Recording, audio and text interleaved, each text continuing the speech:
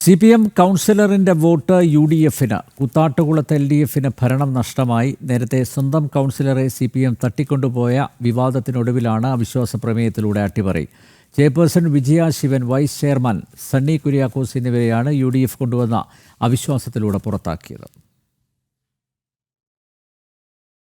അവിശ്വാസ പ്രമേയ ചർച്ചയിൽ 13 പേർ പ്രമേയത്തിന് അനുകൂലമായി വോട്ട് ചെയ്തതോടെ 4.25 വർഷം അധികാരത്തിലിരുന്ന LDFിന് കൂത്താട്ടുകുളം നഗരസഭയിൽ ഭരണം നഷ്ടമായി. ഇതോടെ ചെയർപേഴ്സൺ വിജയ ശിവനും വൈസ് ചെയർമാൻ സണ്ണി കുര്യാക്കോസും പുറത്ത്.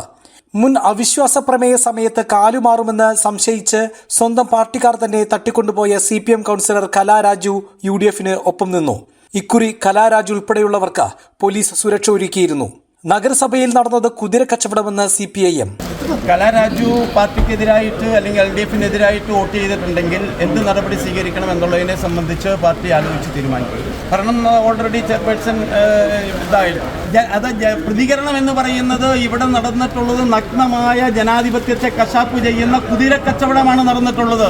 ഇതിൻ്റെ പുറകിൽ വൻ സാമ്പത്തിക ഇടപാടാണ് നടന്നിട്ടുള്ളത്.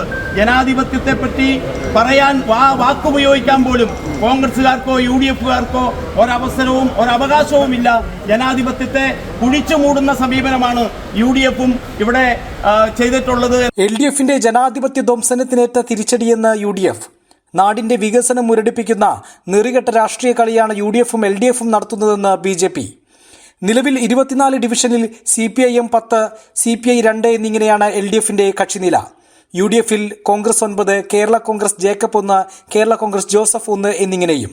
CPM കൗൺസിലർ കലാരാജുവിനൊപ്പം സ്വതന്ത്രൻ PG സുനിൽകുമാറും UDFിന് ഒപ്പം നിന്നു. ജനം, കോട്ടയം.